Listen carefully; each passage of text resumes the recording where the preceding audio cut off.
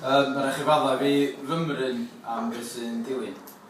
O'n i ar gwrs, yn ddiweddar, cwrs uniaith Saesneg oedd yn ymdrin efo ymhlith beth eraill efo ymddygiad pobl at fywyd. Ac un o'r tasga o sodwyd i ni yn ystod y cwrs oedd sgwennu cerdd yn sôn am brofiad chwythig oedd wedi digwydd i chi a be fysa'ch cyngor chi i bobl eraill rhag mynd lawr yr un lôn rhag dioddar un wewyr. Wedyn fy mateb cyntaf fi oedd, wel, do you know I'm a prifardd? Ond wedyn nes i ymatal rhag y fath hyfdra ac yn lle hynny nes i benderfynu dangos fy hun drwy greu englynion yn Saesneg. Wedyn oedden nhw'n callach bod yn englynion i ni.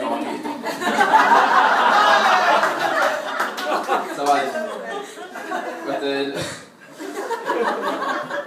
dwi wedi bod mewn cyfyn gyngor trwy'r dydd o'n i am ddarllen yr englynion yma heno am bod nhw'n Saesneg lle yn ymwneud o gofio efo Catrin fel prif enforcer cymdeithas yr iaith sy'n cael yn hafol i'r gael y llwyfan gan i.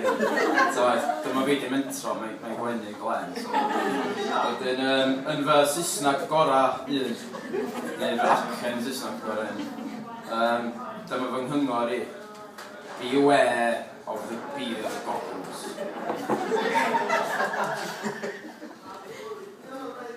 In O'Neill's on Friday night, I saw her and she was like sunlight. I wanted to be skin tight with her and for her I'd fight. A cute bird she looked to be, and she was, so it seemed, quite sexy. She was extremely saucy. She was a maid made for me. But yet, it was so upsetting to wake beside her next morning. In that way, I learned one thing. On benders, don't go bonding.